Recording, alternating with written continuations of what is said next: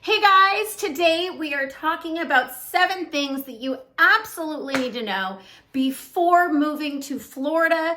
I'm Shannon Minsch. I am an agent here in the greater Tampa Bay area. Please do not forget to like and subscribe. I want to talk to you about some of the misconceptions, misunderstandings, or things you just don't realize when you're looking into a move to Florida. So let's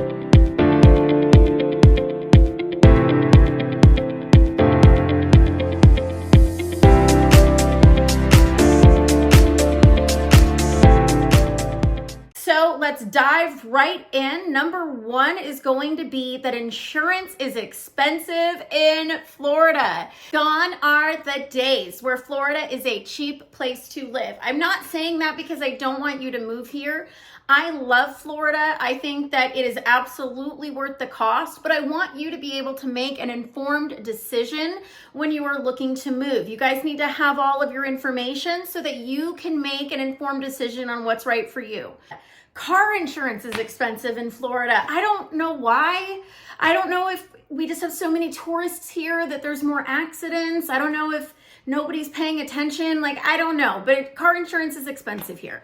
So just prepare yourself for that. But homeowners insurance is noticeably more expensive in Florida. I've never seen another state where someone was moving here and they were like, oh yeah, that seems comparable to what I'm used to. No, it is high here. Just to give you an understanding, my house is not in a flood zone.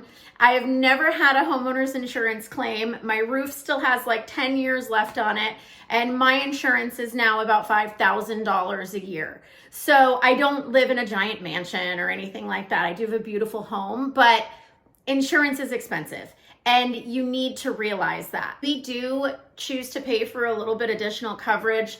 There's another company that we could go with in Florida that would be a little bit less, but $1,000 maybe. We opted for the little bit higher coverage, but regardless, you're going to be surprised when you see homeowners insurance premiums. In Florida, everyone is. Number 2. When you get your pre-approval from a lender, it is a good idea to ask what they are estimating for taxes and insurance. The reason is because these are higher in Florida. And while if you're working with a lender local in Florida, they're usually really used to our numbers and our higher rates. If you're working with a lender in another state that is licensed in Florida, it's fine. We're happy to work with whatever lenders you choose. But it's a good thing just to double check and make sure that they are using numbers that are accurate for the area that you are looking. Now, I always make this call to any lender I'm working with and verify these numbers. What we don't want is for you to get a pre-approval for $500,000.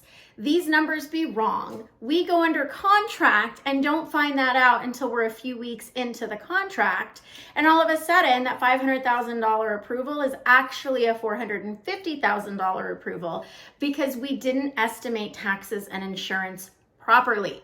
So it's always better just to get ahead of it and make sure that we have accurate numbers for those things before we really start house hunting. It'll just save you some heartache on the back end. Number 3 is going to be, how do we avoid some of these costs being so high? And the easiest way, hands down, is to avoid moving to a flood zone. Now, if you are moving to Florida because you want to live on or near the water, you're moving here knowing that you're going to be paying flood insurance. It is what it is. I still think it's absolutely worth it to live here. But if you want waterfront living, you are going to pay waterfront prices. And that includes on your insurance. So in Florida, all of Florida is considered a flood zone. However, if you are in flood zone X, then you are least likely to flood. You are not required to carry flood insurance. If you would like lower insurance, you can choose to move to flood zone X. As a realtor, I have the ability to filter your search so that only flood zone X is what comes up in your search of properties, just so you don't fall in love with something and then find out you're gonna have $100 or $1,000 a month insurance premium tacked on top of your regular homeowner's insurance.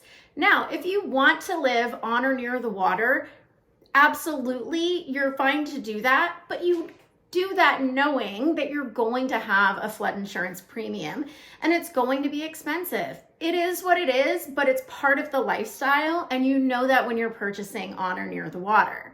Now, I think a misconception that a lot of people have is that flood zones are going to be near major bodies of water. The Gulf of Mexico, the Hillsborough River, Lake Tarpon. You would be surprised because many houses have a high enough elevation that may be close to some of these bodies of water and actually still be in flood zone X. On the other side of that is you think if I get away from these bodies of water, I definitely won't be in a flood zone. And that is also not true. As you go further inland and further north, there's actually a lot of flood zones in Wesley Chapel, in Land O'Lakes, where you're so far from major water sources, but they have lowlands and wetlands that you are still possible to flood and may be in a flood zone.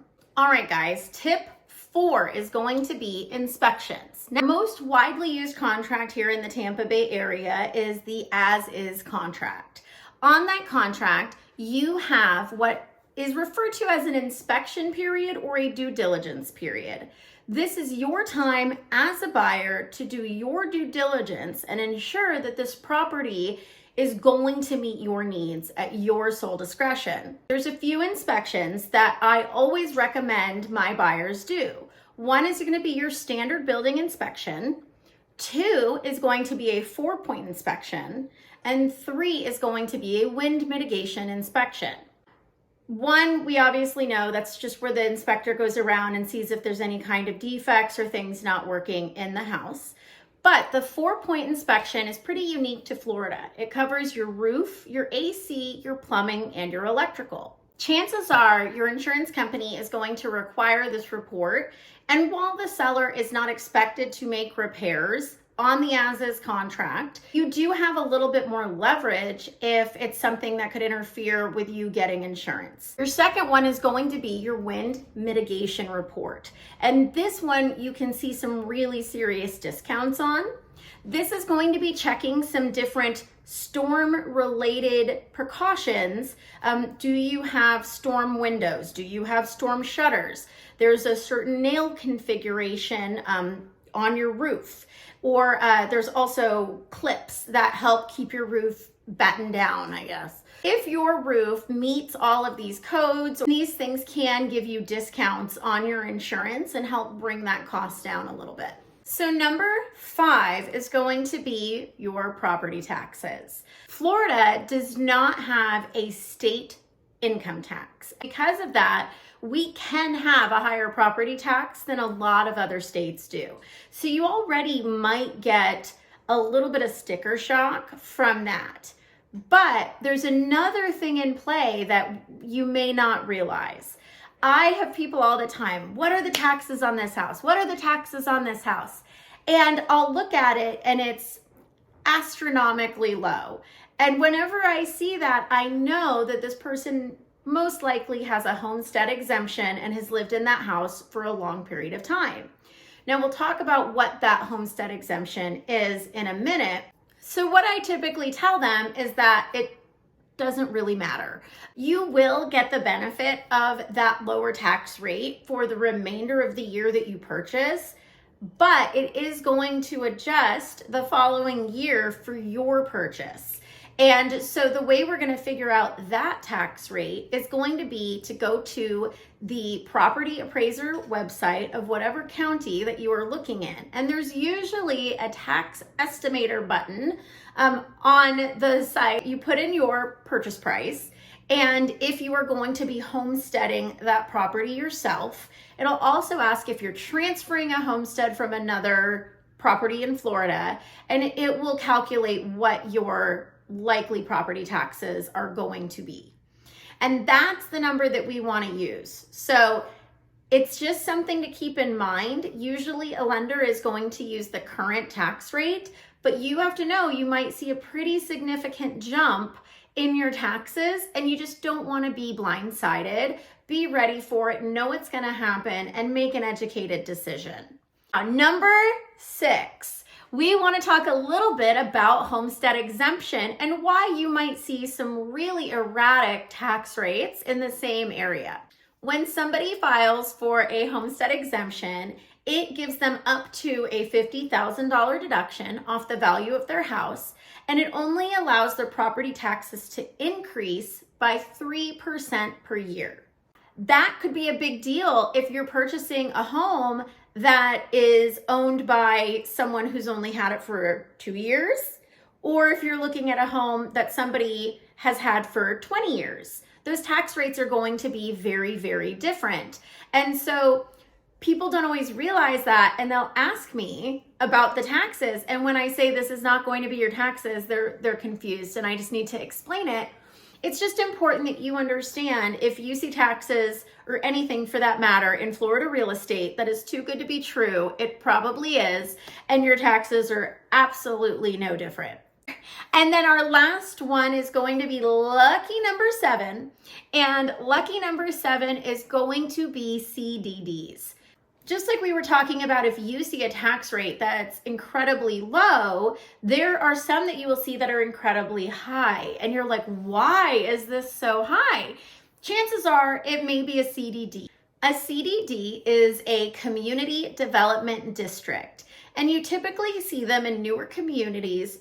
They became more common between 2010, 2015, and most new communities today you do see with CDDs. Every once in a while, you'll get a community that doesn't have one. That's a newer construction community, but many of them, and honestly, most of them at this point do. A CDD is a bond that is taken out by the developer from the county, and it is paid back by the homeowners over the course of 20 to 30 years. And so it is a fee that you see in addition to your standard taxes, but it is paid with your tax bill. This is what is going to be paying for all of the fantastic amenities that a lot of these new communities have. It pays for walking trails and tennis courts and resort-style swimming pools. So they create this fantastic vacation living, but you are going to pay for it, and it's typically in the way of a CDD on the property. CDDs, I see anywhere from like $800 a year up to like $4,000 a year in our area. It just kind of depends on the community and the lot size. Going back to that conversation that you have with your lender, is if a lender gets you a pre-approval, if he doesn't know about CDDs because they're not common in the area that that lender may be from, or maybe a newer construction community isn't a conversation that you had, then he may not be budgeting for a $2,000 to $4,000 CDD added in to your annual expenses. And that's another great reason why we want to have those conversations with the lender before we go house hunting, just to ensure that we are all on the same page on what's important to you as a buyer, what kind of community you're going to be looking at, and that all of the numbers align before we go out house hunting, just so you don't fall in love with something that's not going to make sense for you or be within the budget that you're trying to stay at. Again, I am Shannon Minsch. I am a realtor here in the Tampa Bay area.